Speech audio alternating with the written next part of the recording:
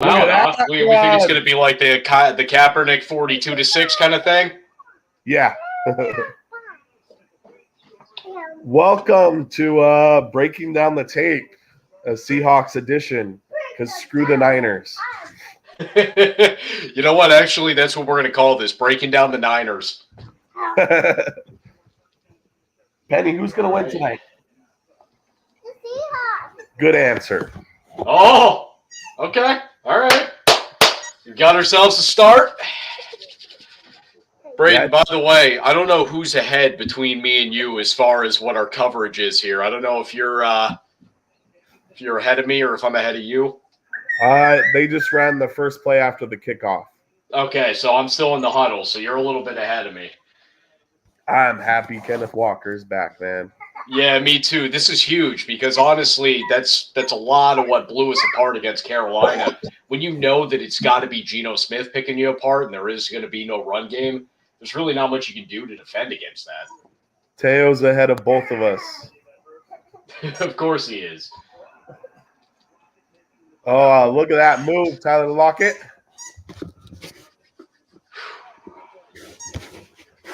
Oh, Braden, this is huge, man. I was thinking about this, right? Because coming out of our bye week, we were 6-4, and we had in front of us the Raiders, the Rams, and the Panthers. That should have had us at 9-4. Well, we kind of fucked around a little bit, not exactly there. So we're sitting here at 7-6. Luckily, we were able to get that win against the Rams. And look at the next three games in the face with the Niners, who look hot as hell. We've got the Chiefs, who I believe to be the best team in football, and we got the Jets, who are pretty damn good themselves. And I'm looking at this. Yes, Braden, you've made plenty of comments on this. We do have most of our games at home. The only one we don't is our game against the Chiefs. Getting this one here is a huge start. Oh, dear God. I go get trees, Dad. No. Henry's eating too much. I go get cheese. Oh, you can eat cheese. I don't care. Come on, Gino. Oh, my gosh. Hey, be careful, Penny. I'm going to assume by your commentary that this next play does not go very successfully. We're probably looking to 3rd and long. Yeah. Okay. That could have easily been flagged. The linebacker was there a little early, but Henry.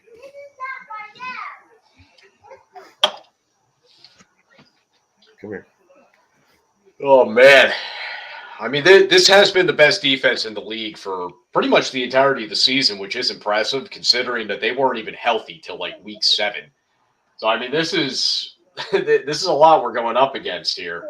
Luckily, the divisional rival thing seems to be real with damn near every division in football, where even the good teams playing the bad teams, and this isn't even a case of that, but they tend to be competitive games. So it makes me think that we're not going to get smoked here at least.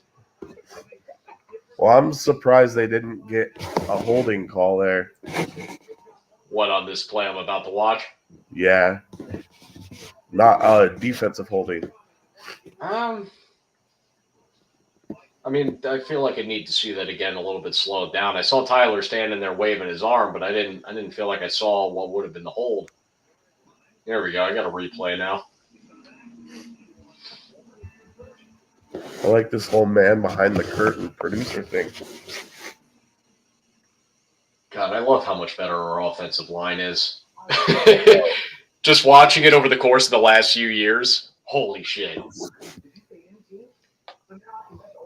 Teo, the Lions are scary good right now. Oh, that's right. I forgot that Teo is a Vikings fan. I've been bragging all week for having Detroit. Well, like as soon as I saw Detroit the week before, and obviously their last like 6 games, I said to John on Jacked and Canned, I said, John, the Lions are winning this game. I hope you know that. And I thought that I was going to be the guy picking Detroit when Minnesota was favored big and all this. Detroit was fucking favored in the game to win. It didn't make any sense to me. I was like, well, shit, I guess there goes me being this awesome expert. Yeah. Penny, what? Teo, in all seriousness, though, Teo, You guys are fine. You're 10-3. Don't worry about it. You lost to the Lions that honestly right now might be playing the best football in the entire NFL. I hate to say it, I know that they got the breaking down the tape other team here with the Jets are really the main team. The Seahawks are the other team as far as this podcast is concerned. But the Lions got the Jets this week, and I can't picture the Lions losing. I really can't. Oh, Zach may not like that. No, I know. Zach's not going to like it. Hector's not going to like it. And it's not that I'm not going to be pulling for the Jets, but I really think the Lions are going to win that game. Ow. You're my tummy ache, Henry. How do we get that? Well, and just Henry. Owie. Owie. Owie.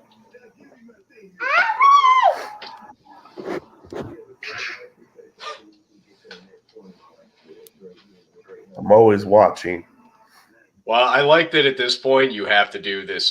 You're talking about Zach. I was going to say, no, you actually are always watching because at this point you got like a double stiff arm going, being the father to the whole household.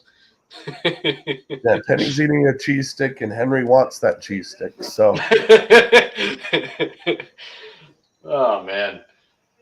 Kids and dogs. oh Go yeah, hand in hand. they're both children. Yes. I wanted to say it the right way. That is a good way to put it. Yes. Henry was crying at like 2:30 this morning that he had to go pee outside. So I woke up, and there we go. Come on, get him. Yeah. Yeah, every time I ever watch my sister's dogs, they wake me up at 4:30. Evidently, they're the father of that household gets up at 5, and so they, for whatever reason, wake me up even earlier. It's the worst because every time I'm staying there, I think to myself it's like kind of vacation mode, and I'm like, yeah, I'm sleeping in a big house. It's awesome. It's gonna be a great time. Let's party with the puppies. And all of a sudden, I'm up at 4:30 after going to bed at like 1. I'm like, well, you guys are really ruining my stay. That's my mom. What do you think of the Brock Purdy tonight specifically with the oblique injury? Because I feel like that's got to be pretty limiting. It's a real pain threshold thing. Yeah, I think they're gonna kind of hone in on that. We're going to take the Bills playbook and just send everybody straight into the midsection. Yeah, well, on that second down, they almost got him.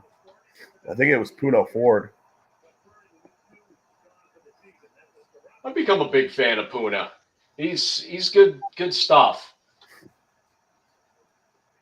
I know you're a big Al Woods guy. I know that Al Woods is getting up there in age. We're gonna have to find the new Al Woods, but Yeah, we got the other spot there pretty well down with Puna.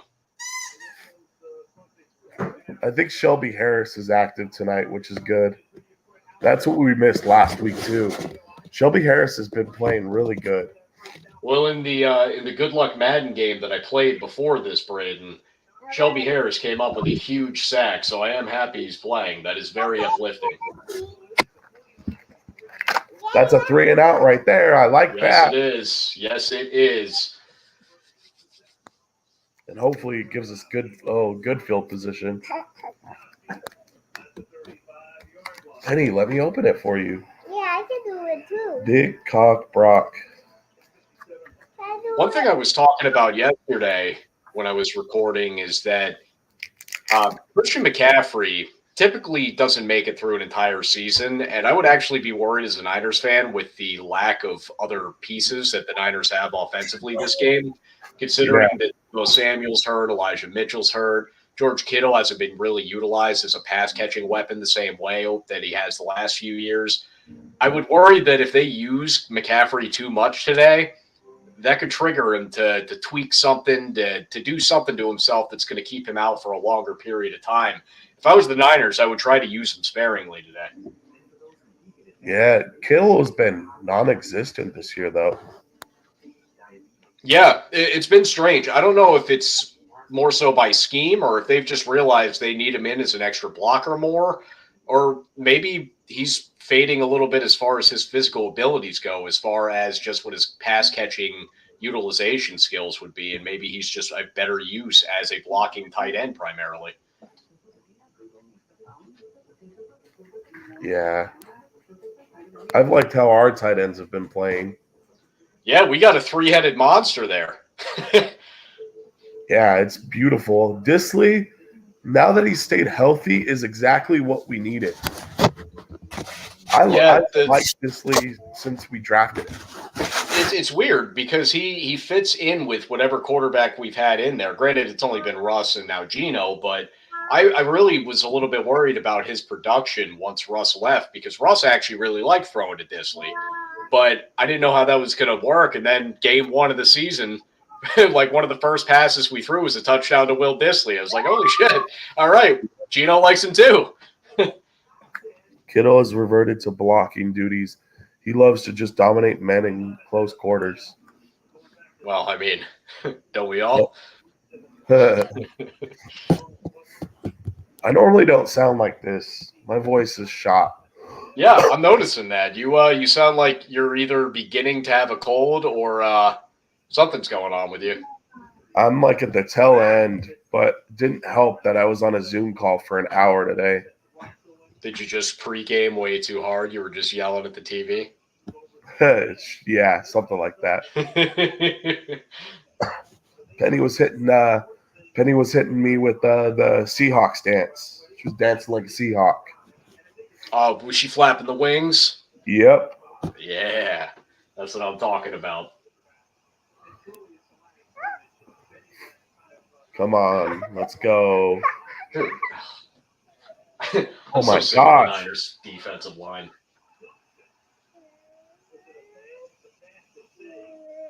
He got lucky.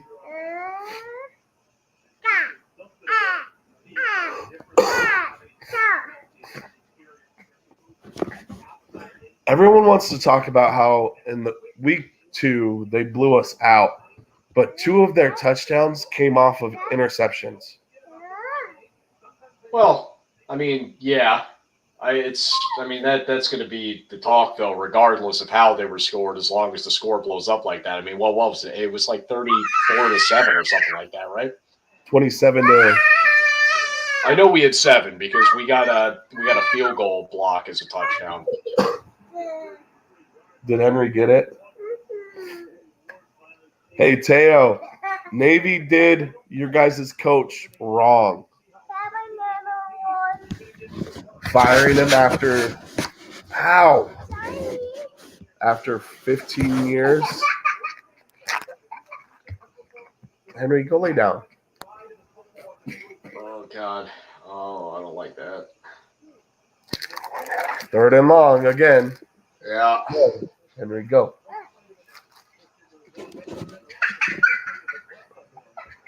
Oh, man.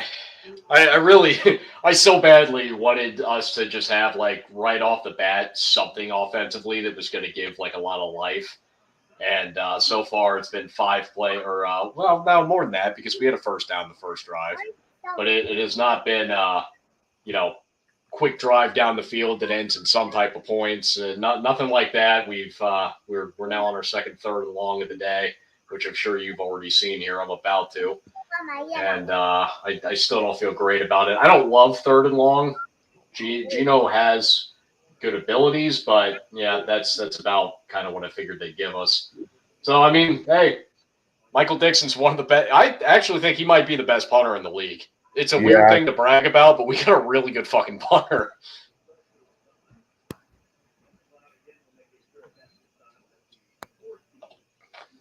Hey, Petty, can you all put these in the fridge, please? Yes, come on.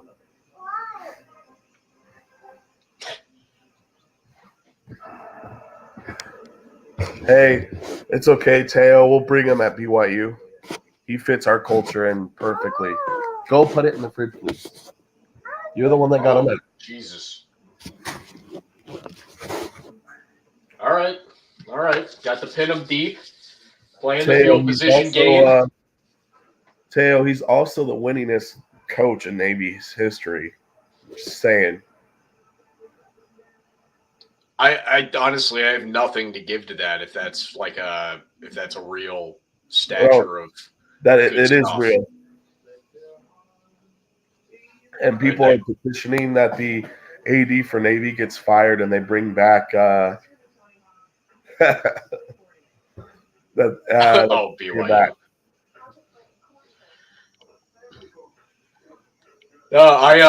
I did find funny though. I was making fun of the Army Navy game coming up here, or well, when it was coming up, because typically that game ends up being incredibly low scoring and there's no passing in the game. Come to find out, what did they throw a total of 3 completions between the two teams? Yep. Like it was even worse than I thought. Always is. Hey, but they ran actually my favorite analysis, I caught one little stint of the game while I was drinking a water in the break room at work. And I heard one of the announcers say, you know what, though? All they need to do is just keep running 3.5 yards at a time. That's all they need to do to keep getting these first downs. And I was like, wow, this is where we're setting the standard here, huh? If he could just keep running for 3.5 yards at a clip. The, I don't remember which team it was.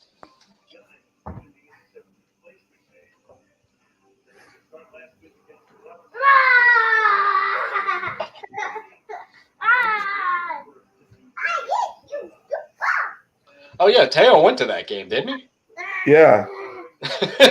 It just clicked in my head. I was like, wait a minute, we were talking about it because Teo said he was going, right?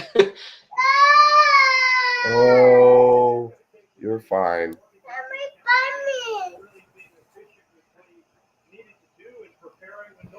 Well, Teo, hopefully the next game you go to has a little bit of offense, just like a little something.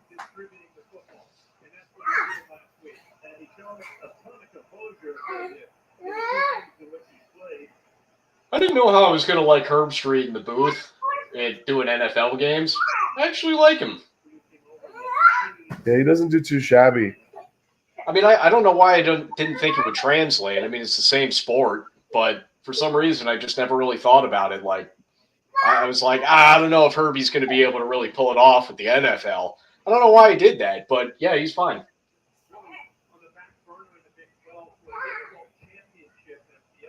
Hmm.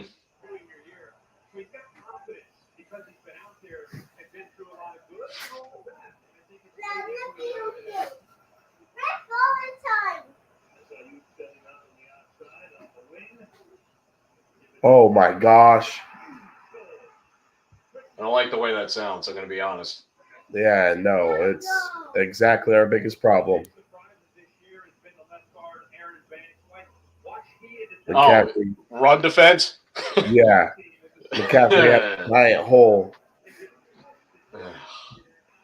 God, it's, I don't know exactly how we're getting the sack numbers that we are because we don't have an elite pass rusher by any means, but we're doing a pretty solid job of getting to the quarterback. But for some reason, we cannot plug a goddamn hole in the run game. Yeah. Oh, there we go. Did it happen as I said it? As I said it, did we plug a hole in the run game? Yeah. It was only like a 3-yard rush. I'll take 3 yards over 30. Dude, that guy that scored towards the end of the game last game, Blackshear, I had never even heard of the guy. Literally had no recollection of who that was. I was like, okay, this is bullshit. Oh, someone's hurt.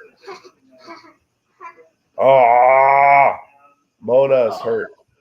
Who? Mona, one of our defensive tackles. Oh, okay. Yeah. I know what you're talking about. All right. I mean, that's not the biggest of losses. Well, Al Woods is out too. I didn't realize Al Woods was okay. So then that puts us with Puna and oh god, who? I mean, what are we gonna do? Fill in Shelby over there? Just yeah, probably right. I feel like we'd move him over there and keep different guys at the ends. Honey, are you okay over there?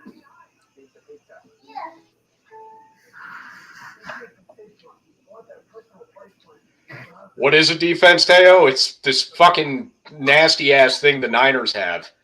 It's annoying. I hate it.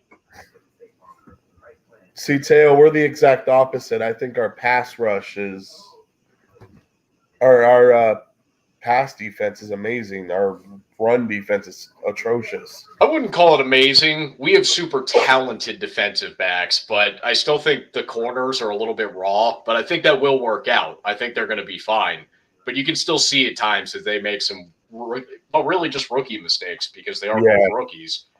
And from the safeties are fine. I don't think we have a problem at safety. And our pass rush, like I was saying a little bit ago, it doesn't really make any sense because we don't have a go-to guy. We just have a plethora of guys that are just good enough, and one of them gets there. I hope Owosu gets 2 sacks today. That dude's a beast. Oh, Nwosu? Yeah. Yeah, he's fun too, man. That guy's got some lightning in his shoes. Like he lines up, and then all of a sudden, boom, he's back there. I know Jimmy was all big on the Mafe draft pick. I like what we did in free agency. Do you know who Captain Seahawk is? No, actually, I've never heard of that. Who is that? I feel like I need to meet him. You'll see him. They show him on the TV. He's always in a suit that's Seahawks and he has like a head, giant Seahawks head and dreads that go down. Oh, maybe I have seen that actually. Yeah, so I probably have and have just not really paid attention to it. He when we played in LA, he goes to all the games. He ate with Nwosu's parents. That's pretty They like hosted him. Oh. I feel like that's got to be interesting. Like an ankle injury.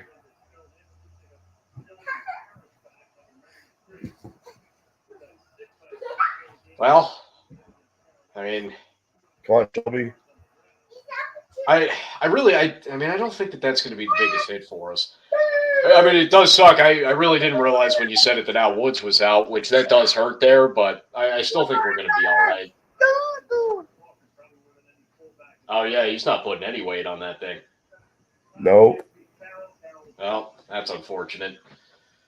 Where's James? Oh, yeah, that's a good point. I forgot about that. Yeah, Jimmy, what the fuck? Come on, 3rd down. Penny.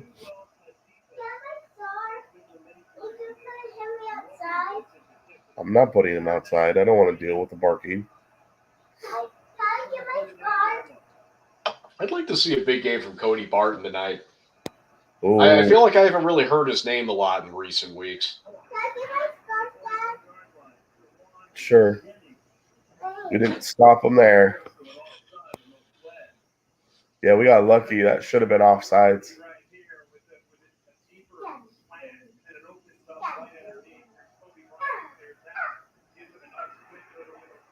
Diggs just lit him up, though. He's sneaky with that. He's really a ball hawking safety, if nothing else. But dude does have sneaky physicality because he's not that big. No. Hello. There we go. Tackle for a loss. I will take that all goddamn day. On a run play. Oh, I will take that all goddamn day. The pass game we'll figure out. The run game I'm scared of. Oh, come on.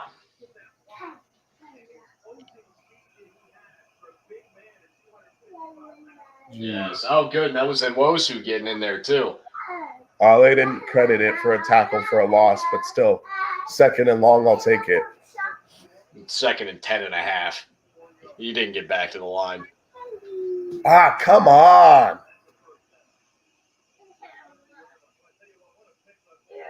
That was 11 yards. Well, yeah, he's going to chew on it. Ugh. This girl. She's teasing the dog and getting mad when the dog retaliates. Kids and dogs. I'm telling you, these guys, they don't want to keep using McCaffrey this much. They're going to get him banged up. Yeah. There we go.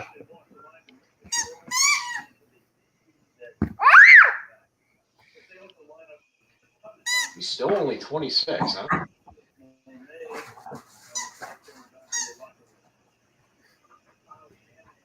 I want to be 26 again. That'd be fucking sweet.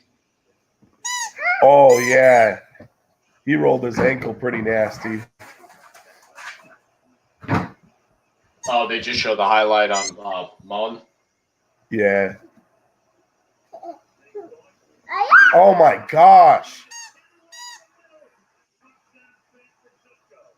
He was wide open. Kittle wide open for a touchdown. I was gonna say I could actually hear the TV through my my headphones on that one. That usually means big play.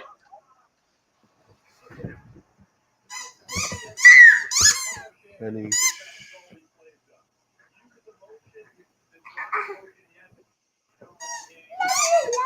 Oh Jesus! Okay, now I see. Oh God! Oh God! Okay. Oh, then of course, as soon as we shit talk Kittle, well, as soon as I shit talk Kittle.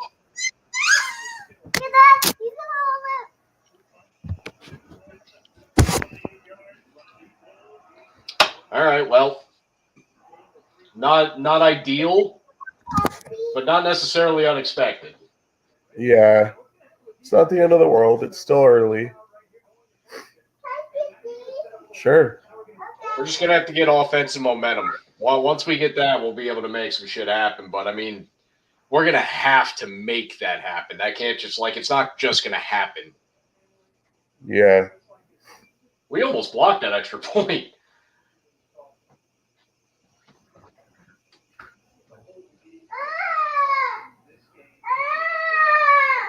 Henry. The other thing too, we cannot abandon the run game because that's what plays right into what every team wants us to do is just get pass happy. Yeah. But we got to stick with it. Not really even to keep this offense off the field because their offense isn't like this massively impressive thing. As great as everybody wants to say that Brock Purdy was last week, the dude threw for like 180 yards. It's not like he torched up the entirety of the whole Bucs defense. It's just one of these where when we get away from the run, it puts too much on Geno, even though Geno's playing so well. He's not Mahomes. He's not Allen. He's not somebody that can just take every snap and make a play happen. That's not his game. What? We know, Walter. Did you see that comment? No. He said, hey, it's just a game. This is my life. It's my life, damn it. Walter.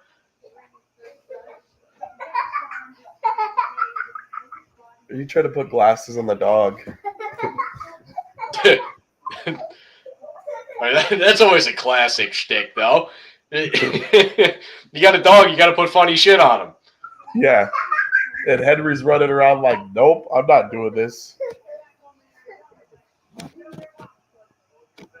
I feel like if we had like an episode title for each one of these Thursday night lives we do, it would be perfect to just call it Kids and Dogs. Dang, this game's going by slower than the other ones we've done. No, I think the reason that is, Braden, is because we're very entrenched in this game specifically. Most of the time, we're having such a good time, half the time not even really paying that much attention to the game, that it all of a sudden is halftime. And we're like, shit, hangout time's over. With this one, yeah this is going to feel like this game itself is going to feel like it's about, 7 hours long. Geno Smith just got lit up. Well, that's not really what I wanted to hear.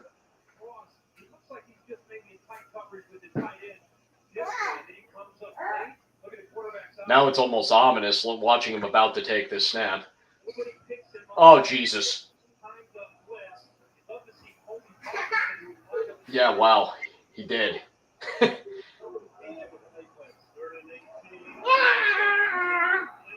All right, so another 3rd and long. I mean, again, not ideal, but 4th and long.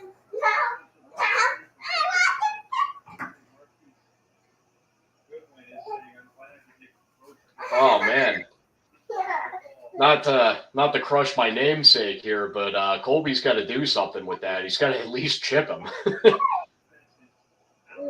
Oh Jesus! Hey.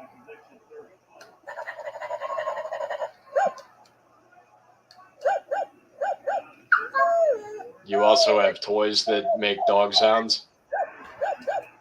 Yeah. He got shoved into him.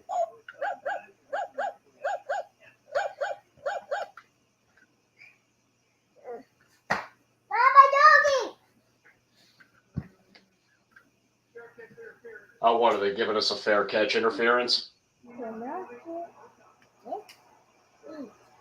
That was a stupid penalty. That was a stupid penalty. That wasn't enough of a shove to actually cause that. That's just being dumb.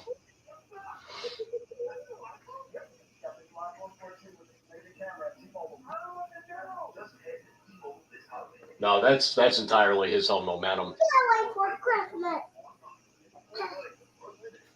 You know, sometimes you just got to give some of these guys credit for being able to pull balls in like that. That dude would have had no visibility on that ball physically arriving outside of that he knew it was about to be there. Yeah. That's just impressive. I can't even catch a fucking softball when it's shot at me in the air sometimes.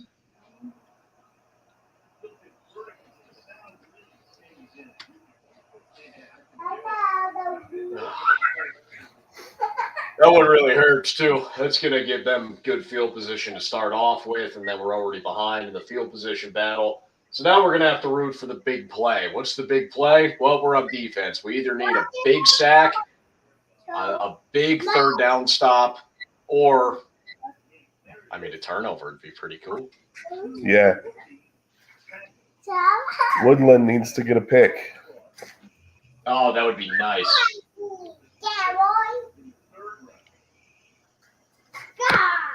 All right. We're playing zone. And all right, we didn't give up nothing there. Who the hell just made that tackle?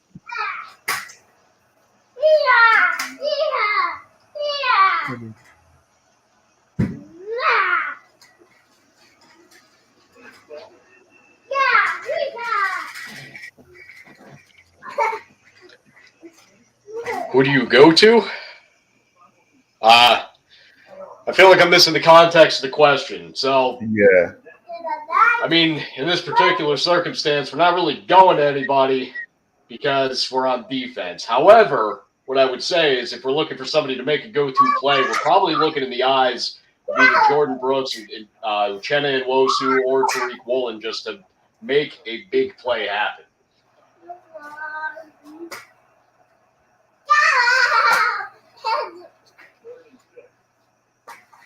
Oh my gosh. Wide open again. Yeah, we're going to have to do something about this third down thing, too. We've had them in a few of them, and they're already converting at a pretty high rate. That never bodes well. Oh, they got called for holding. That's a win.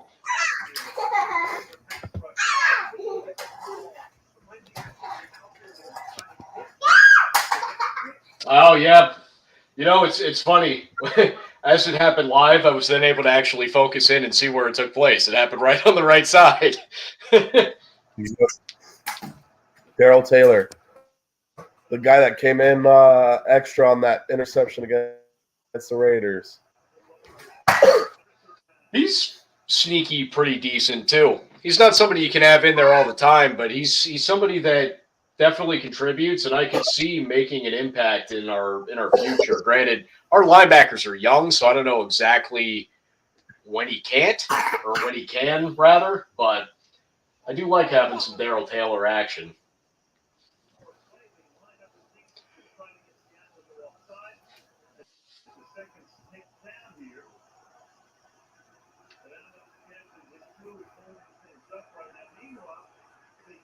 All right.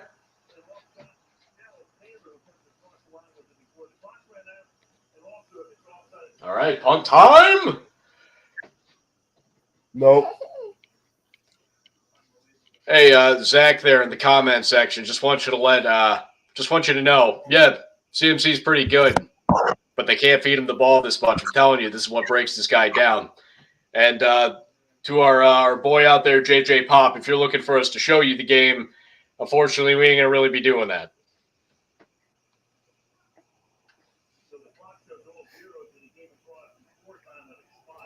I looked away for 2 seconds. There's a flag on the play, and I don't like it. Yep, we jumped off sides.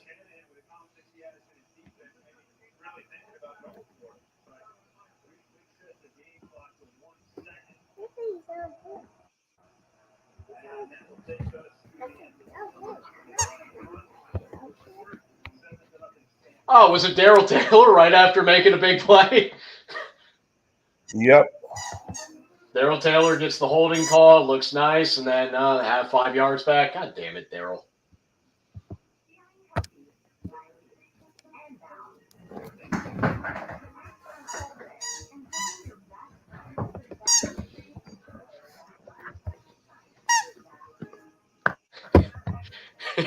Just saw Teo's comment.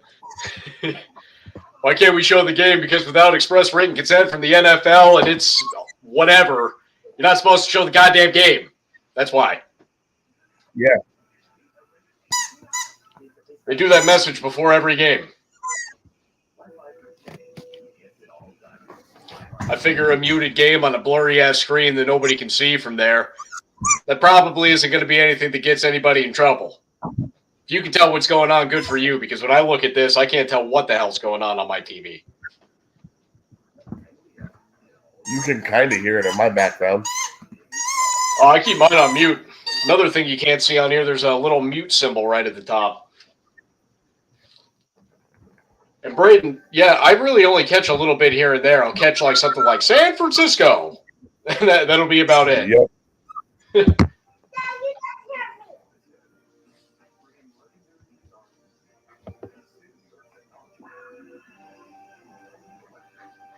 All right. Fridge run. Yeah.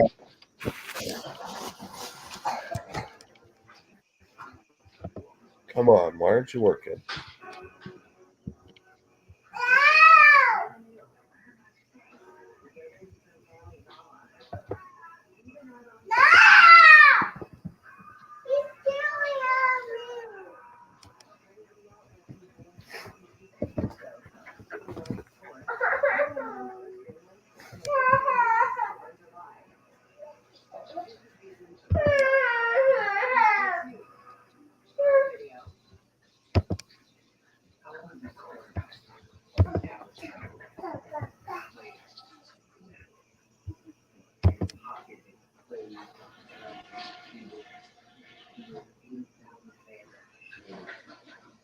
It's all good, JJ. No worries.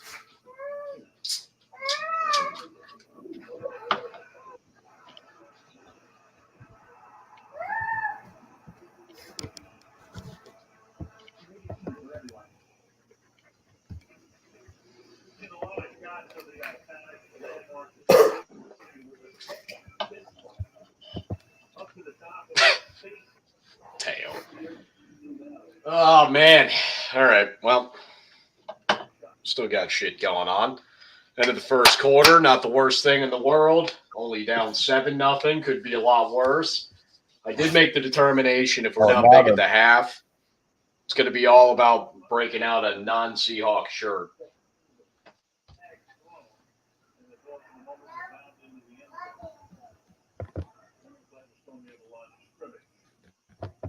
On that note, I got to go for my class. It's been real. Recording in progress. But has it been fun? Yeah. All right. See ya, guys. All right, see you, buddy. Well, ladies and gentlemen, it appears you have gone into Nobody Who's Shifty or Live. In a world where it's just Colves and a microphone, watching a Seahawks game, which is going to be really captivating the majority of my interest for the rest of the night. Unfortunately, with this game muted, it's going to be a little bit more difficult for me to figure out what the hell is going on in real time. So I'm going to have to stare this general direction. It's going to be a little bit difficult for me to get up close and personal with you. But I'm here for the ride because, I mean, we said first halves, not first quarters. This is breaking down the tape live. Damn it. Out of curiosity, how's the world doing tonight? How is everybody? Everybody having a great time out there? I know Zach's sitting at home right now, blowing up our comment section, basically having a one-on-one talk with Teo over there. Seems like it's a pretty good time. It's a comment section that I'd like to frequent myself if I was one to do so. Okay, well, that's not going to be what gets the offense started. Also, by the way, these guys, we started up the fantasy playoffs this week, right? And I'm in last place. Luckily, this is a 6-team lead or a 6-team league. So even coming in sixth, I'm still in the playoffs. However, I do happen to have DK Metcalf and Jason Myers, the Seahawks kicker. And I just realized that was the first pass that even went DK's direction. So that's probably not boding well for me. And additionally, I think the guy I'm playing might have George Kittle. Just might. I kind of got a feeling. I don't love that. I'm going to be honest. It doesn't really make me happy in or out of my pants. And yeah, it would be easy to go with the Niners here. I myself have money on the Niners.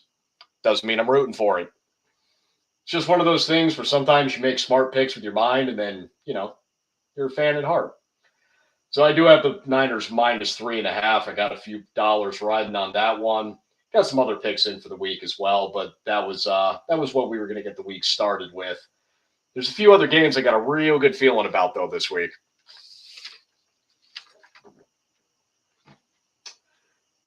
All right.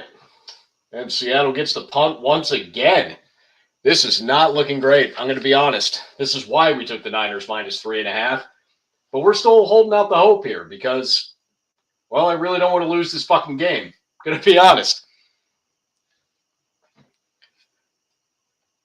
Yeah, that's pretty smooth, Teo. Pretty smooth. By the way, that Dolphins game coming up here, holy shit. All I can think to myself, this is like the ultimate payback for Miami because Miami was able to beat Buffalo in Miami back in September when it was like 107 degrees on the Miami side or on the Buffalo sideline in Miami. Now Miami's going to be going to Buffalo. There may or may not be snow happening. It's going to probably be wind chill of -10 or some bullshit like that because it's Buffalo. And that's kind of what the Dolphins deserve.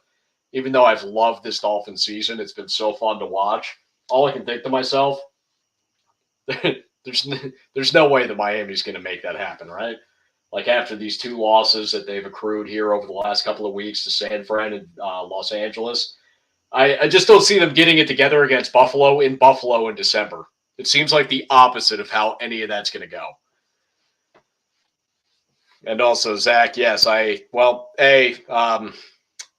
I was right then. Hector does have George Kittle, so I'm sure that's probably not helping my case at all. And as far as let's go Bills, I assume that is because the Dolphins are still catchable for the Jets. So you would be rooting for that loss. That is totally sensible, and I enjoy it. I think that is a good way to do things there. Missed what the flag was. That's unfortunate. It looked like they still pointed first down as if it's San Fran's ball, though, so I will assume they did not rough the punter. So, you live, you learn, and then you get loves. Most of you out there have learned that thus far. I myself, I did not learn to get loves. I've stayed away from the child endeavors throughout the course of my life and plan to for the remainder.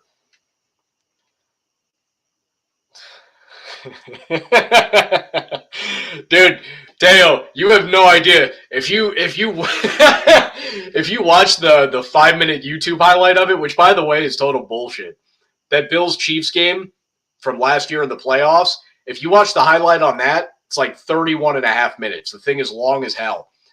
You go back and watch the Seahawks Broncos Super Bowl highlight, same thing. It's by like NFL Films or whatever. 5 minutes. Like, what the fuck? Why can't I get 30 minutes? And, yeah, I mean, it's because it wasn't much of an offensive explosion, but you should see how hard I get, dude. It goes full extension. I might hit 6 inches. It is incredible. I mean, like, I start waving it around. I'm proud of myself. I'm trying to break stuff with it to see if I can swing it like a bat. Turns out, usually not. Depends on what I'm hitting, I guess.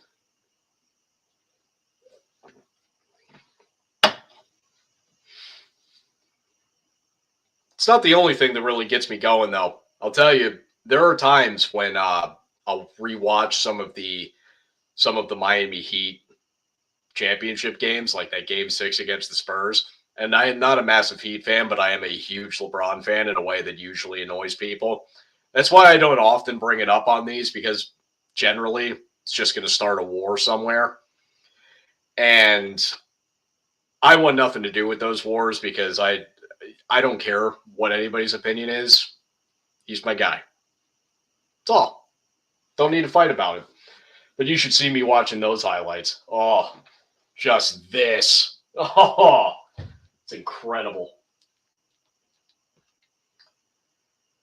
You know, I've been noticing this the last few weeks. They keep showing me D'Amico Ryans on the sideline. And, hey, I remember him being a very good middle linebacker for the Texans at a time, and the Texans really, I mean, I guess in the Matt Schaub days, they weren't that bad. But for the most part, D'Amico Ryans was on a sad Texans team that usually won like 4 games a year. The first thing I think is, wow, he was really good as a middle linebacker. Of course he's a good defensive coordinator. And then the second thing that I think to myself is, that dude hasn't aged at all since he quit football. He looks almost identical to the way he did when he was still playing.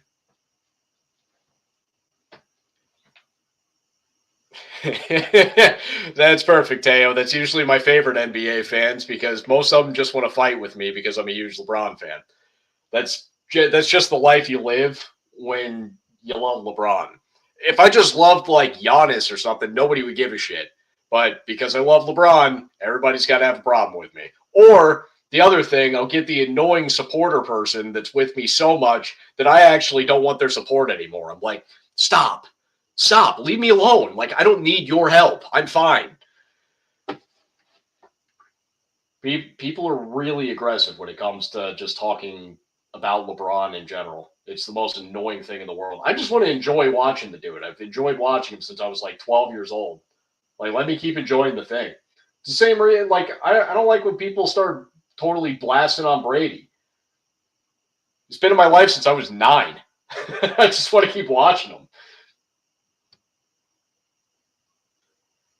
I'm not really liking this thing where they're throwing the ball and it's going for first downs. I'm going to be honest. Not enjoying this at all. And there's okay. We only let him get 5 this time, guys. This is a big improvement. Oh, and there's a flag. Oh, they might be coming back further.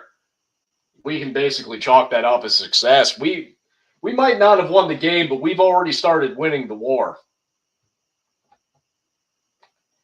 Ask me for a definition of that tomorrow. Didn't really have one when I came up with it. I'll think about it while I'm sleeping. Come up with something beautiful for you guys in the morning. I am going to say, though, they are throwing a lot of flags tonight thus far. Not really enjoying that. I kind of like it when they let the guys play a little bit more. And now I can do the homer thing. Total block in the back. Totally saw it. Seriously, though, that's been the only positive things we've had defensively. We had one nice run stop, and then other than that, they've just had a couple of holding calls. Like, other than that, they're kind of just picking us apart. That's the thing. Brock Purdy's come in here, and he's kind of just running the Jimmy G game. And it makes me think 2 things, one of which, can literally any quarterback run the Niners offense with the exception of the one they have with Trey Lance? Because clearly that shit wasn't looking quite as good. But outside of him, can any other quarterback really just run the 49ers offense just fine? Question 2 that I have, is Jimmy G really good? Because, like, at times he looks good, but Kind of the same way that every running back that's ever been part of the Kyle Shanahan 49er offense has looked good. Like, if you've seen Raheem Mostert over there in Miami, going to be honest, don't feel like he's looking that great. They made that trade for Jeff Wilson. He had that really good game, and then nothing really after. But he looked fine in San Fran. Tevin Coleman, I guess, did a little bit with Atlanta before he got to San Fran. Then he looked pretty good in San Fran, and then he fell off the face of the earth. I have no idea if anybody that plays on the San Francisco offense is good or if this scheme is just so goddamn good that it makes everybody look good. The only one that I know for sure is good is Christian McCaffrey because I've seen him be very good on a very bad team.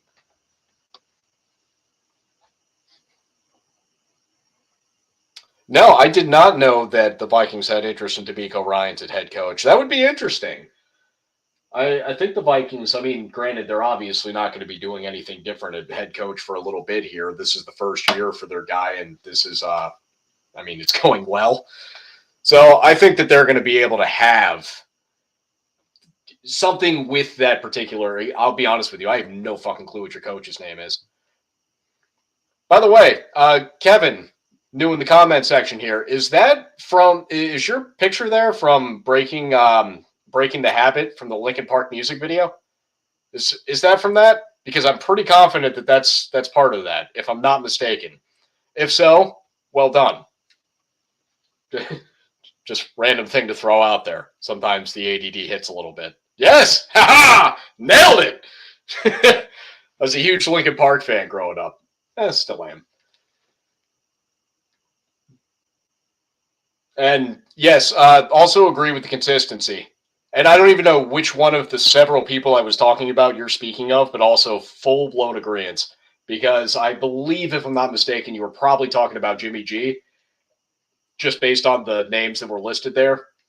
And I'm going to go ahead and say that, Jimmy G has no consistency outside of just what this Kyle Shanahan system. I mean, you think about it. So Matt Ryan had his best year under Kyle Shanahan's system. And granted, he was the MVP of the league. So we know that Matt Ryan is not just a decent quarterback that fits a system. Matt Ryan's was better than that. He's not anymore. Don't get that twisted.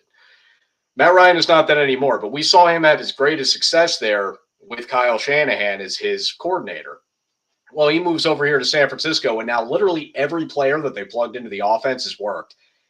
And actually, I'm going to take back what I said about one player being good with Christian McCaffrey. I will say that there is a second. Actually, you know what? I'm going to say three. Because Trent Williams is a goddamn monster, and Kyle Juszczyk, I think, is the best fullback I've seen since, Tony Richardson. Some of you might not know who I'm talking about when I say that, but I'm talking about a fullback from 15, 20 years ago. I believe he started his career in the 90s.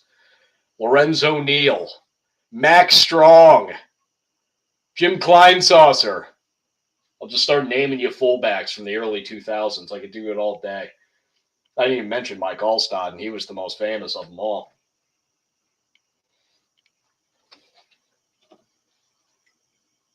Kevin O'Connell. Yep, I knew I'd recognize it if I saw it there.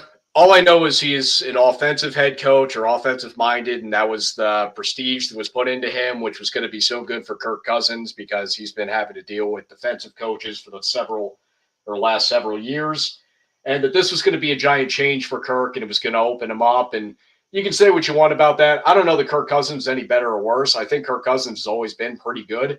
And, it turns out that they apparently only have phenomenal receivers there.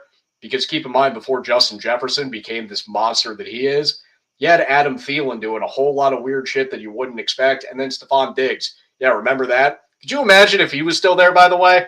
I want to see Justin Jefferson and Stephon Diggs playing together. Can we have that? But I think I'd prefer it to be with Josh Allen instead of Kirk Cousins. Not anything against Kirk. Sometimes I like watching night games. Okay. So, that run got us about back to the line of scrimmage. So, I do like having Kenneth Walker back in the lineup, though. I'll be totally honest. I did not feel good about the chances we had without him. Not that I feel great about our chances with him. We had nothing going if Kenneth Walker wasn't going to be playing in this game. Geno's not the kind of quarterback that can just sit back there and pick apart a defense all game. He's not that level of quarterback. We need to have that run game there. It's one thing when the whole let Russ cook movement was going on, I was very against it because we tried it one time. We started a season 0-2 while just letting Russ cook because it's not the way that the offense works. Wasn't really the way that Russ worked, and we didn't have the offensive line to support that. Even with a better offensive line, we still don't really have a lot that we can do with that. It's not about letting anybody cook. You got to run the ball sometimes. Yeah, I know, it sucks, it's boring, sometimes you only get 3 yards, but you got to do it. Or else your pass game's not going to have anything to it. And as I say that, we go 5 wide. Dear God. All right, it worked. Hey, DK's out here to give me some fantasy points still. Look at that. And totally throw the ball past the ref. Any of you watching this, by the way, if you didn't notice that, DK Metcalf just picked up the ball and went to toss it to the ref and threw it over his head by about 6 inches. Maybe even a little bit more because I feel like the ref stretched up for that one a little bit. I don't know if that's just from excitement of the play or if he forgot that he's bigger than everybody else. That would probably happen to me if I was just randomly a foot taller. I feel like I would make that mistake pretty often. But that's because I've lived my whole life at 5'4". It ain't easy being 5'4". Kermit the Frog said it ain't easy being green. And Chester Cheeto said it ain't easy being cheesy. But I'm telling you, it's really not easy being 5'4". Also, I think I just listed 2 people that are shorter than me. How about that? Suck it, Kermit.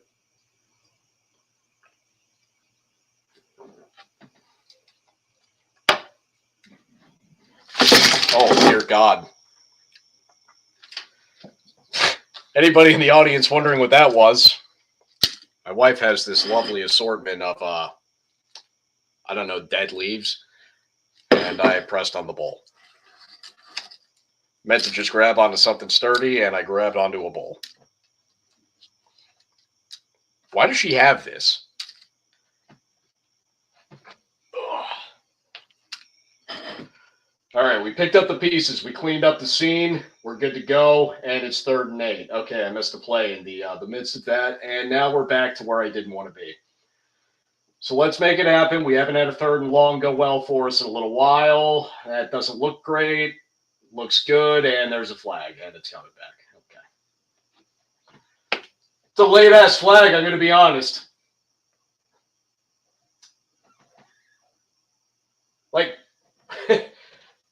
The ball was caught when the flag was thrown for a false start.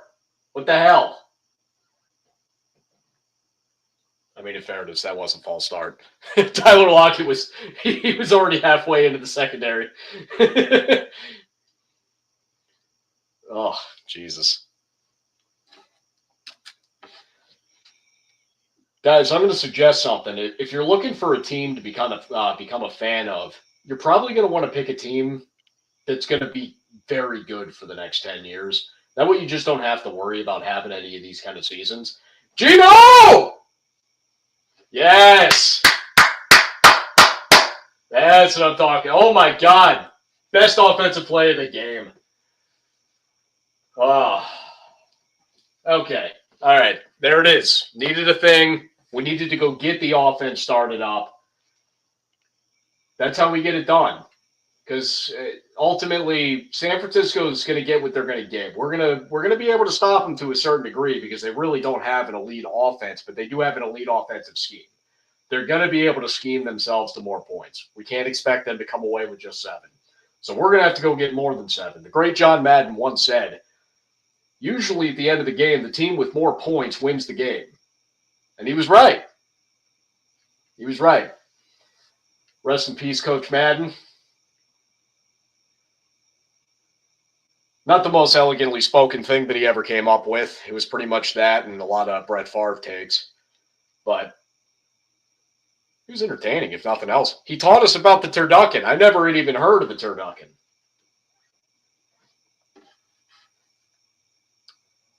Yes, agreed. Gino still has wheels. I think the 6 years of not playing actually really benefited him. He didn't wear his body down much. He can still move. Nice. You know, one thing, when we made this trade getting rid of Russell Wilson, we bring in Drew Lock, Noah Fant, Shelby Harris. I was pretty excited, mostly for Noah Fant. And he had a real slow start to the season, but as the year has gone on, he's just become more and more equipped within our offense. It's been a lot of fun to watch. You know, we've used, I'd say, Will Dissly a little bit more, but Noah Fant's been coming along as the season's progressed, and I think that bodes well for the future, especially because there's still a little bit of uncertainty for what our future at the quarterback position is going to be, because obviously we can't expect that 33-year-old Geno Smith's going to be here running the show for the next 5 years. I have to assume that we're still planning on drafting a quarterback at some point. I'm hoping we do it this offseason because we, might have an opportunity to let him sit behind Geno if we can afford to repay Geno and keep him here. Because Geno will be a free agent at the end of this, and I wouldn't be shocked if, say, for example, I don't know. I think Houston will draft a quarterback, but maybe, I mean, he's already played for the Giants, I guess, so I don't think he'd go there. So maybe like Washington. They'll be a little bit too high up. Oh, damn it. Damn it. I really wanted the Colby touchdown. It would have made me feel happy. But I can't assume that we're planning on not trying to keep Geno, but I'd still be looking towards the future and see if we can sit our guy to be for a year. But just considering this draft class that's coming out and the fact that we're going to have like a top 3 pick because we got Denver's first-round pick for this upcoming draft, I'd like to see us do it this year. And whether or not we're able to keep Geno is a whole other story, because I won't be shocked if there's a team that tries to give him legitimate starter money. Oh, God. All right, well, we'll come away with 3. I guess I'll get the fantasy points for Jason Myers. So, you know, cool. Pretty sure I'm getting blown out in fantasy this week regardless, though. I hadn't played fantasy in like a decade. Got back in there this year. I'm actually shocked that I'm only here's the funny thing. You guys obviously aren't going to know this. This whole league, there's like 2 8-6 teams, and then everybody's either 7-7 and or what the hell are we? What is it? Are there 8-5? Everybody's within 2 games of each other is the point. Jesus, I don't have it in front of me, but we are all very close knit. So I'm in last place, but it ain't by much, and there's somebody else with the same record as me, if not 2 people. So yeah, you know what? It's 8-6, 7-7, and 6-8. I am 6-8, and I'm pretty impressed that I've done as well as I have. But I can definitely see some of the flaws in the way that I drafted. For one, I was happy with my first pick. I took Josh Allen, right? So that worked out. My second pick, and I had this lined up and I had it planned beforehand. I was like, gotta have Derrick Henry. Well, in retrospect, probably shouldn't use the second pick on him. Maybe if he was still there for the third pick. But turns out you really want to load up on all those great receivers. Luckily, I was able to get Stephon Diggs. So I got one of those. But then I got Mike Evans. I ended up drafting DK when I don't even know if anybody was going to draft him. Granted, I'm happy that I had him, but, you know, probably drafted him a little bit high. And I drafted Mike Williams. Outside of his injuries, played pretty well, but he's been hurt for most of the year. In free agency since then, I picked up Juju Smith-Schuster and DeAndre Hopkins. Somebody cut DeAndre Hopkins like 2 weeks before he came back. I don't know why, and I don't remember who drafted him. Somebody cut him like right before he was coming back, and I'm like, okay, mine. DeAndre Hopkins has been awesome for me. But I didn't draft him.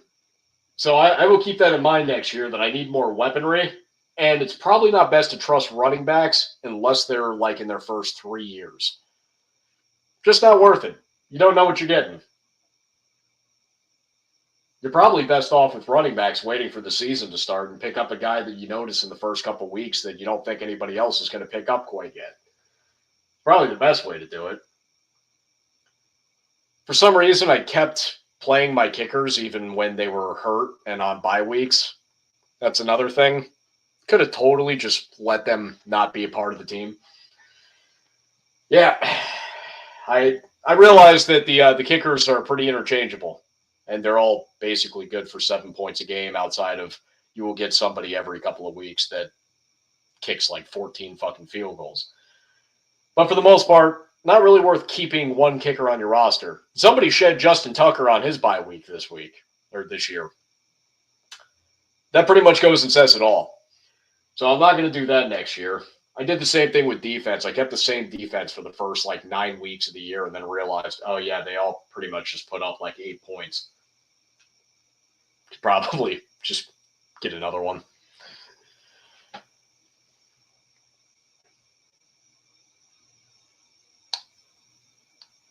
Your homerism in Carolina? Do you live in North Carolina or South Carolina and are a Panther or and are a Vikings fan? Is that how that's going, Teo?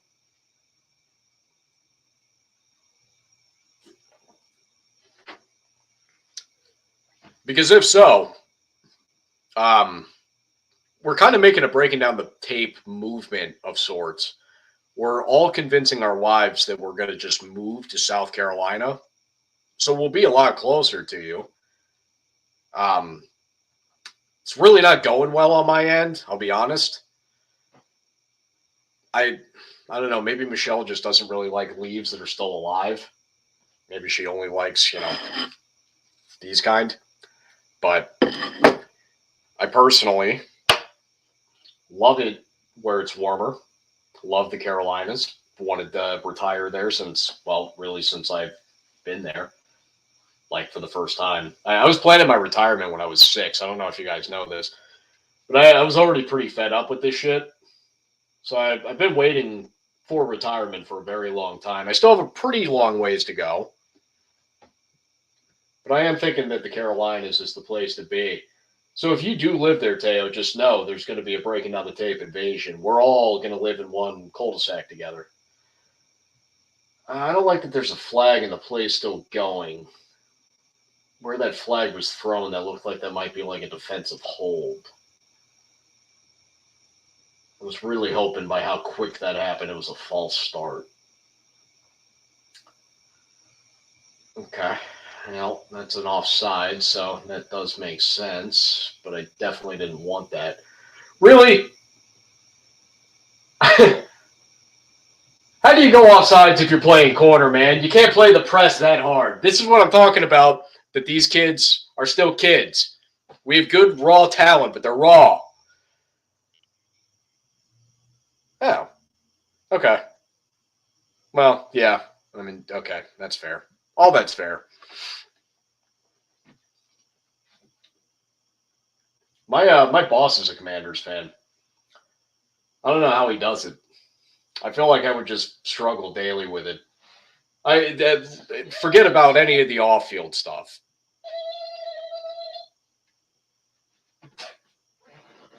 Hold up, guys. There's something weird happening outside, and it's either my wife or somebody that's about to get their ass kicked.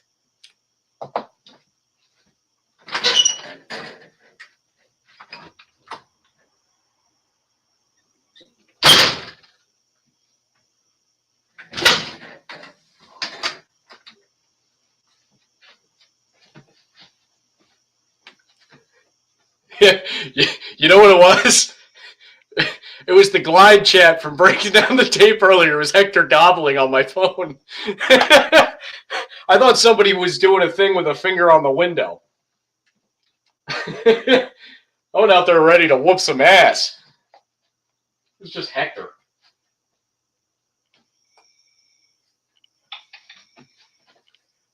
This is what I fell for. It sounded like somebody sliding their finger across the window.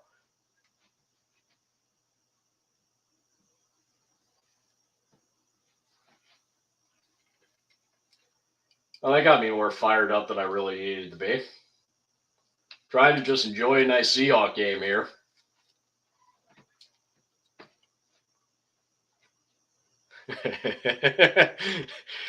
I mean, yeah, that's a fair point too, Teo. Be honest with you, the doctor's really not that fun. The doctor just sounds like hell to me at this point because they just keep giving me bad news. It's the same reason I don't open mail. It's just bad news. You never just get mail anymore. It's never just like a thank you card. It's never somebody telling you that, you know, that you're just doing fine. It's never somebody just showing you appreciation. The best thing you could get is that you could save 15% by switching to Geico. That's about as positive as your mail gets. And after that, it's just, well, you owe this, pay me that. Something negative about your benefits or your 401k. You've lost $774 this year. Oh, yeah, thanks.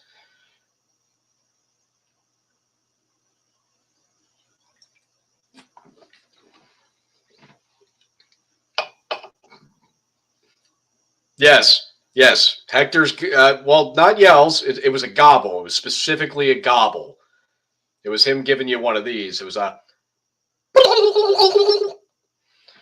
But from the distance and from where my phone was positioned, I thought it was somebody outside of that window just like sliding a finger down the glass. So I figured it was either my wife coming home after having a couple of drinks and just trying to be cute, or it was some asshole kid. Option 3 was it could have been like a serial killer or something, but I mean, you deal with that as it comes. You don't really have to worry about that. And yes, turkey time. Dude, Papa Smurf, I got to tell you, I kind of miss Thanksgiving dinner already. And I'm not a big Thanksgiving dinner person. It's not really my favorite foods, but this year, it just hit right. And I wanted more. But a fucking raccoon ate all the leftovers. We had a full fridge, so we had everything wrapped up and outside. Day one, raccoon right in there. Just.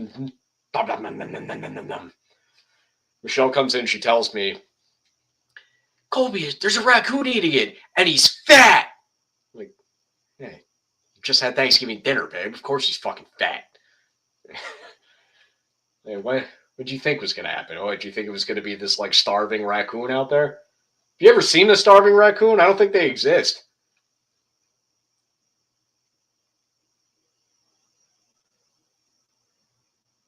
Ugh.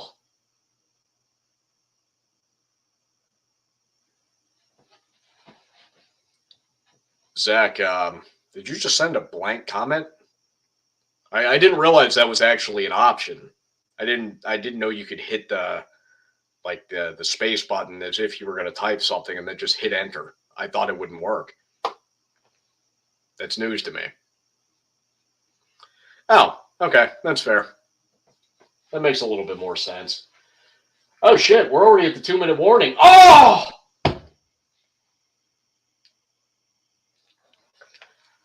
Brock Purdy throws a pass right over the middle, hits Quandre Diggs in the goddamn chest. That was a pick. Luckily, it was 3rd and 11, so they're going to be punting anyway. But that hit Quandre Diggs, who I think probably has the best hands on our defense, hit him right in the chest.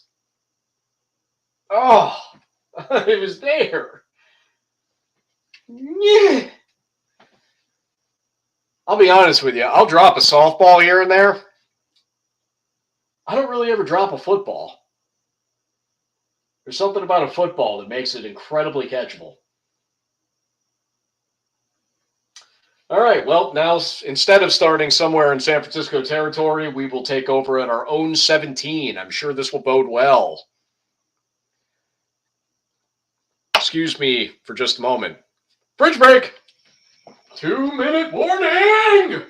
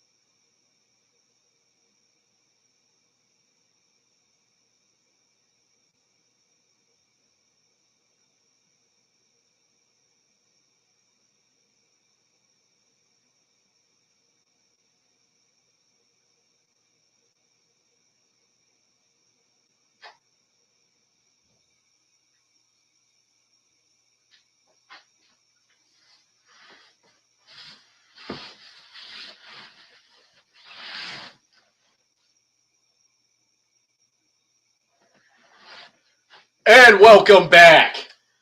All right, guys, we got 56 seconds left in the half. I didn't even realize the play had already started again, and I'm coming back to a Travis Homer fumble recovered by the 49ers. Thank you for ruining my goddamn night.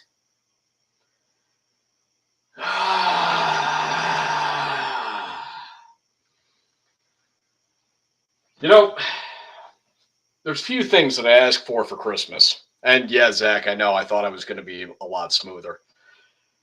I thought I was going to be able to crawl without the camera noticing, but it turned out that the camera picks up a little bit closer to the ground than I thought it did.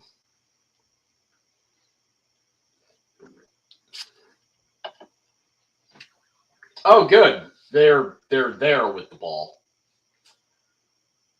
Okay.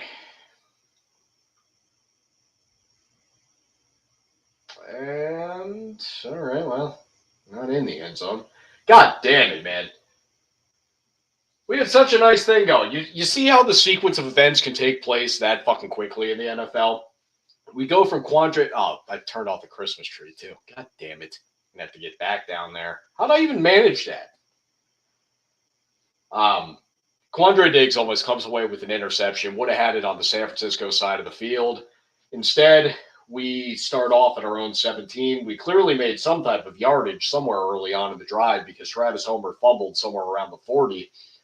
And right from there, it is appearing like it's about to be a 14-3 San Francisco game instead of what could have been a 10-3 Seattle lead going into the half. That would have been really nice.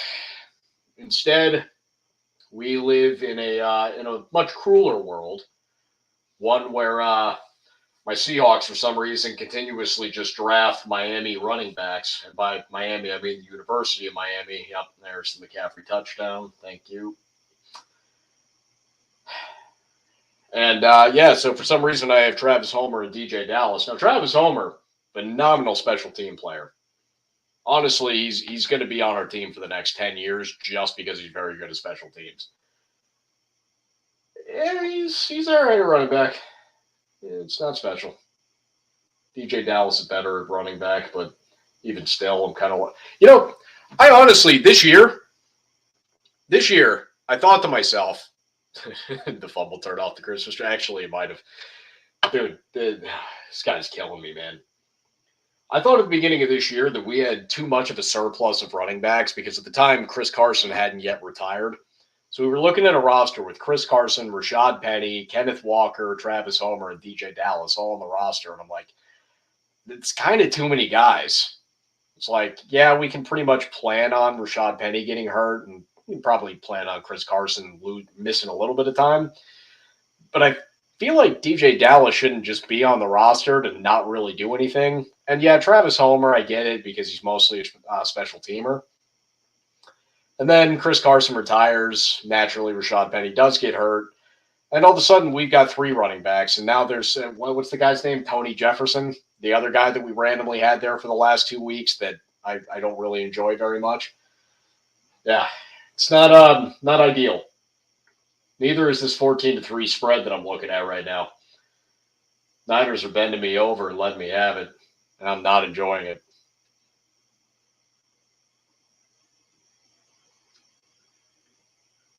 Ugh.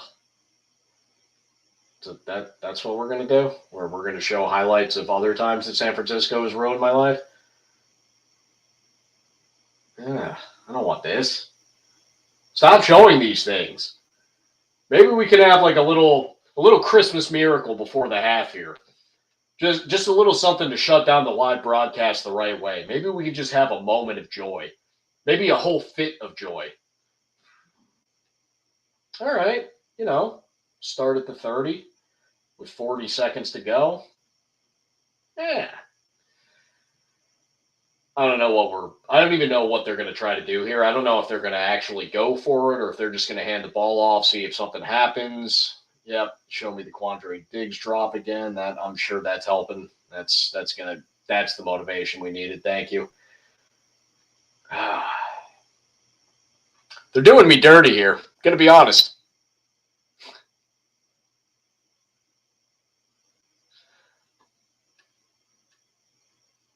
Okay, all right, we're in shotgun. Oh, dear God. Okay. That was a thing. DK climbed the ladder. And San Francisco sideline is clapping. That's not great.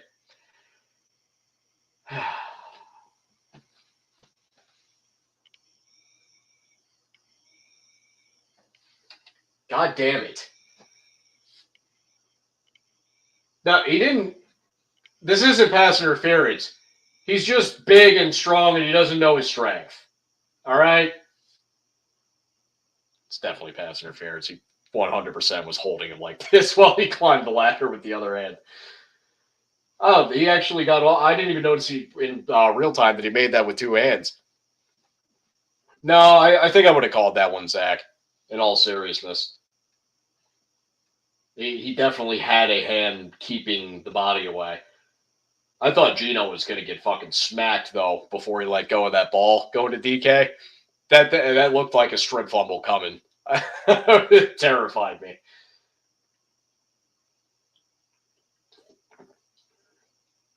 All right, Gino. Keep it in mind, 3 points makes a big difference right now. It's technically one score. Oh, that's not really the way to do that, I'm going to be honest. Oh. Why?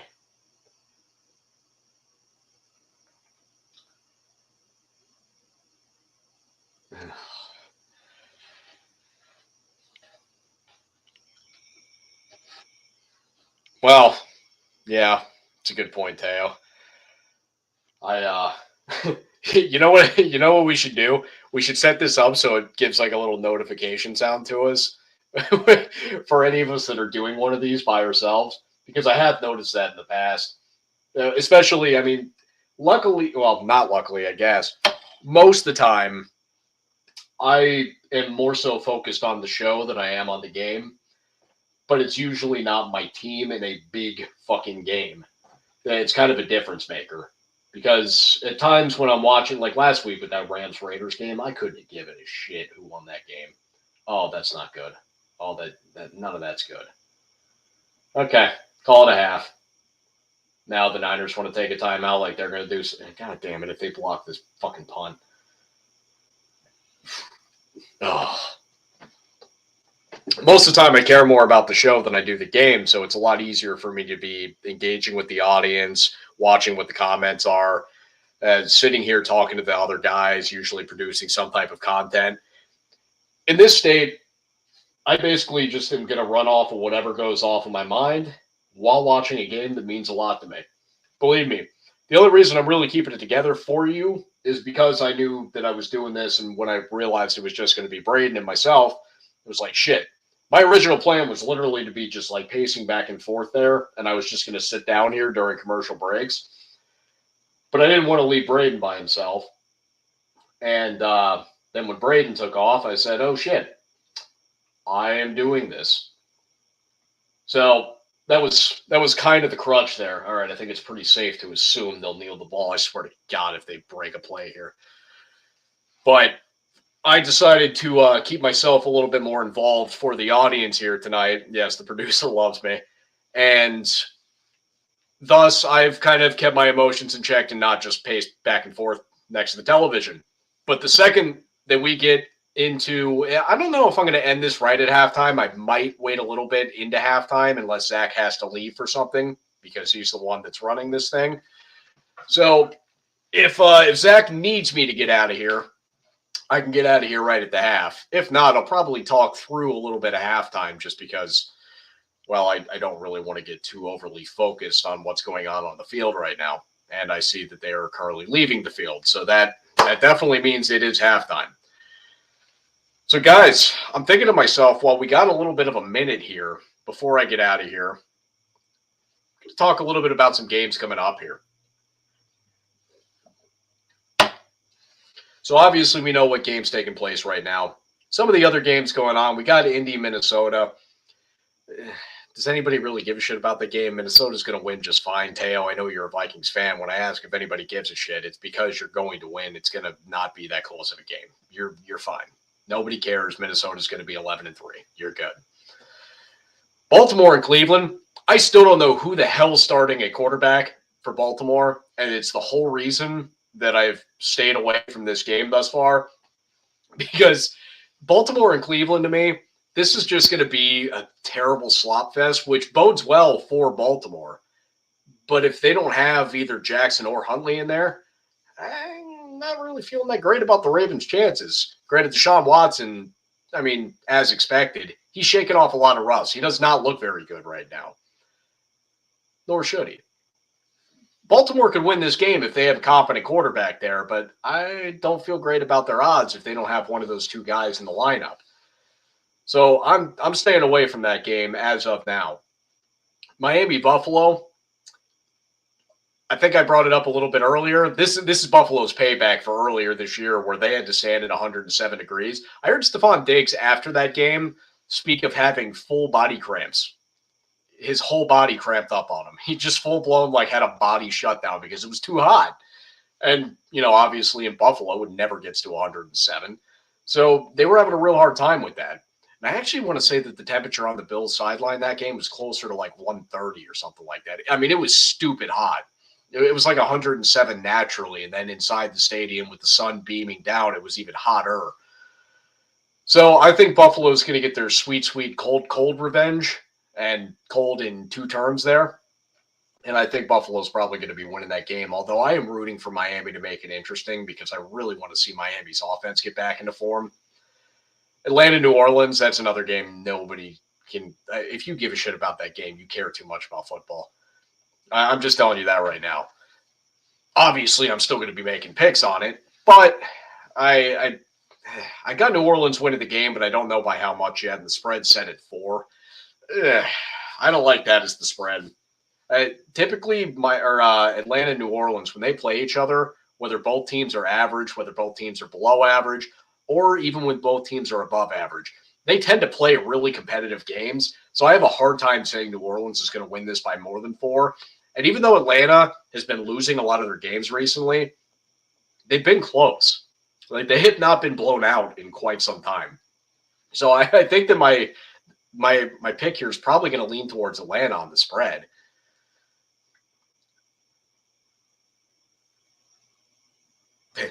Yeah, actually, that's a good point. That's a very good point. He spent his whole career in the cold. Yeah, that actually makes a lot of sense. Well, point of it being, he did not enjoy his time in Miami. We got Pittsburgh, Carolina coming up this weekend too. That's another one. I can't bring myself to pick Carolina. I realize that they now have 5 wins on the season. I don't think I've picked them to win a game this year. I think I picked them to lose every game, and they've just happened to shock me 5 times. Carolina's not a good team. When they win, it's at total random. I don't understand exactly how it happens.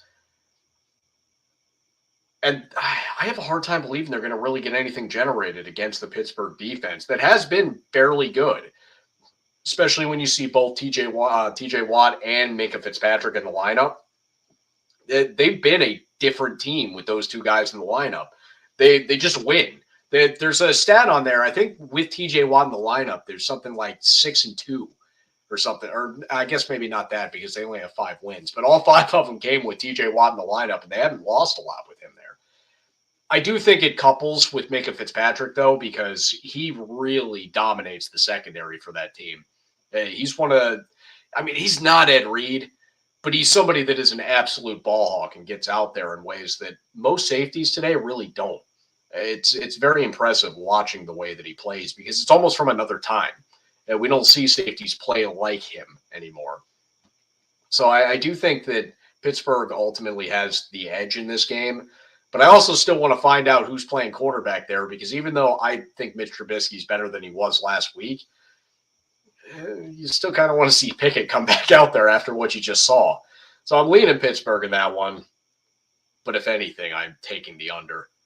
That shit is at 38.5, and that is a low over-under, and I'm still taking the under. Yep. Yeah, Dante Foreman's one game. I almost picked him up in fantasy after that game because I'm like, all right. Because do you guys remember Dante Foreman last year after Derrick Henry went down? It kind of looked like just Derrick Henry again. He looks like him, and he runs like him. I thought that he was going to bring a little bit more of that to Carolina, which, by the way, we were in like week 8 this year when I realized he was in Carolina. I thought he was still on Tennessee for the first half of this year. But that was something. We got to see the one game, and then it just disappeared. He ran the ball 21 times last week against Seattle, but he only averaged like 3.5 yards a carry. So, he wasn't really what crushed Seattle. It was all their stupid little running backs that all got 4 carries in the game. Yeah. No, that's fair. That's fair. I legitimately thought of him when I was watching him in Tennessee last year, and I was like, I think that's a good thing to have. And I think Tennessee should have kept him, because you got to think of it this way. Derrick Henry, you saw it last year. You can't just continuously hand the guy the ball 33 times a game and expect him not to get hurt. I know he's a freight train, but he's going to get hurt again. You can't do that. So my thought, hey, keep this backup that you had, who played pretty damn well in his absence, and then you can have them actually split carries. Holy shit, like every other team in football. And no, Tennessee let him go and didn't really fill the role with anything. I know they got Hilliard there, but I mean, it's not what Foreman was. We got Philadelphia, Chicago coming up this week. I hope that Justin Fields puts on a show again, but Philly's playing the best football in the league right now. I don't think that they are going to be the team coming out with the Lombardi this year, but Philly right now is playing the best football. They've gotten back to their passing offense. That's really been the thing that has made them that great, because we know they can run the ball. But after their loss to Washington for about 2 or 3 weeks after, they just kept running the ball. And even when they racked up 363 rushing yards against Green Bay and put up 40, yeah, that's cool. But that's not really what makes them different than everybody else. Their ability to also throw the ball, especially over the top to A.J. Brown, that's been the thing that separated it. And it's like, oh, this isn't the Eagles we've seen the last 2 years. No, I don't think Chicago's upsetting the Eagles. No, God, no. Oh, okay. I just read the rest. But I'd like to see Chicago put up kind of at least like an offensive fight. So maybe like even if they could just put up like 24 to Philly's, 38, just to have something fun in there. But I do think the over is probably the pick here, if anything. If I'm picking the spread at Philly -9, I'm probably still leaning Philly's way, just because I think it's more likely they win by double digits than not. But the over-under set at 48.5, you got to go over on that. Chicago's put up some points this year in the second half of the season, and Philadelphia's been putting up points all over the place. I think you got to take them. Now we get to 2 games that I think are fun, right? We've got Kansas City at Houston, and we got Dallas at Jacksonville. And when I say fun, not because I think the games are going to be particularly good, but here's what they did. Houston damn near was able to upset Dallas last week. So 2 things happened here simultaneously within the way that Vegas makes their spreads. You over-favor Houston. So it's Kansas City -14. It's still a big spread, but it was 17 last week against Dallas. They're now adding 3 more points Houston's way based on how they played last week. Well, chances are Houston's probably going to revert back to being Houston. They've won 1 game this year. Probably not going to be looking very good. Kansas City, they already have 27 points. They're sitting at home right now with 27 points on the board. Houston's going to have to make that up. I don't know that it's going to happen. So I would lean Kansas City minus the 14 there. Yes, it's a huge spread. I'm still taking it. It's Kansas City. And Dallas, conversely, there's actually kind of a third simultaneous thing going on here. Jacksonville just smoked Tennessee in a game where Jacksonville had their best game of the year. Trevor Lawrence had his best game of his career. People are over-favoring Jacksonville right now. People are going, oh, Jacksonville, they just figured it out. No, they didn't. They're Jacksonville.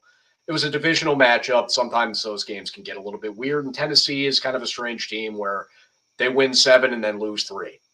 That's what Tennessee does. So the Jags are a little bit over-favored right now. The Cowboys are a little bit under-favored right now because the Cowboys almost just lost to the Texans. Cowboys are going to go in there and stop the shit out of Jacksonville. This game will be something along the lines of like 31 to, you can give Jacksonville 17. It ain't going to be 4.5. That's a dumb spread. Take Dallas all day. Jags will upset the Cowboys. The O-line can hold. No, disagree. Disagree, Teo. Detroit and the Jets. I feel like I shouldn't even talk about it because I don't want Zach to get upset. But it was a pick'em game at the time that I put the money down on it, and that one I had to go in the favor of Detroit, who I think will not lose another game this year. After the Jets, they play, if I'm not mistaken, I believe it's Carolina, Green Bay, and Chicago. I think Detroit's going to end up being a 10-6 team. Legitimately think that Detroit's going to win out and will likely make the NFC playoffs.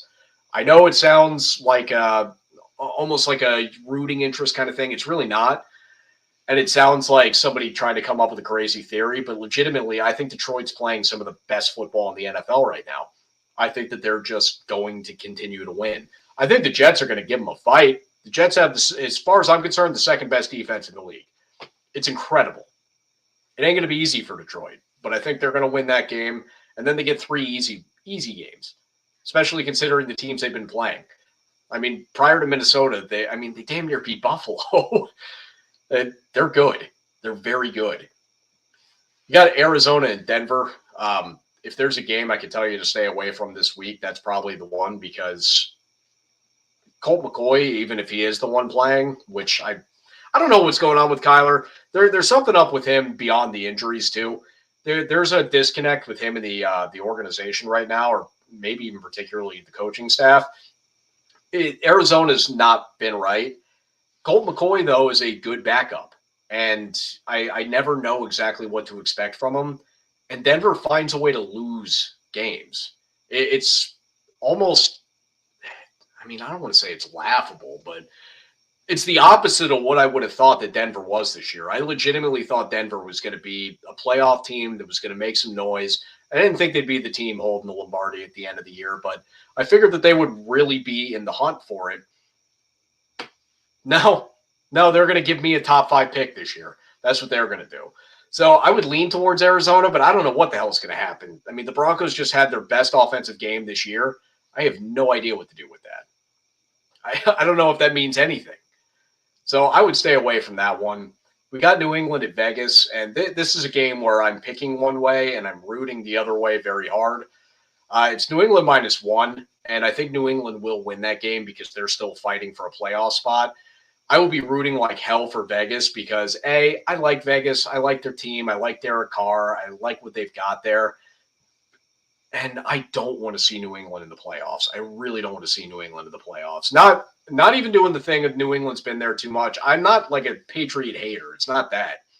But I am a hater of that offense. It is atrocious. I hate watching that fucking offense. Every time that Mac Jones takes the field, I throw up in my mouth. Sometimes out of it. It's terrible. Like, I don't want to watch the Pats play football offensively until they get a whole new offense. Just trade in everything you got and bring in a whole new offense, and I'll start watching you again. They are the worst watching football, honestly. So I'll be rooting for Vegas, but I'm picking New England there. Probably take the under. Just take the under in every Pats game. It's worth it. Same with the Jets. Same with the Broncos. Same with the Niners. You just take the unders. Tennessee and the Chargers. It's the Chargers -3, and this is a weird one just because you don't know what Tennessee is going to show up, but I lean towards Los Angeles here. Not really based on their win last week, but they got it at a time when they really needed it, and now they're going to continue to need it because that AFC playoff race is no joke. The AFC is fucking loaded this year. There are so many good teams in the AFC. Shit. We came back from the half. All right, we're going to speed through the rest of these here. Cincinnati, Tampa. Cincinnati -3.5. The spread is way too low because Cincinnati looks like one of the best teams in football right now, and Tampa has not figured it out one bit. I don't see any reason why this game's going to be anything close. I think Cincinnati's going to run train on Tampa. We got the Giants and the Commanders. It's the Commanders -4.5, and I'm picking the Giants on the spread. I hope that Washington blows them out of the water because we, as Seahawks here, we have a tiebreaker on the Giants, so I want them to continue to lose. However, I do think this game will be close. I am picking Washington to win, but the Giants to cover. And I also wouldn't be shocked if they tie again 20-20 because, well, that's what they motherfucker. Oh, you're shitting me. And we have the Rams at the Packers. Packers -7. God damn it!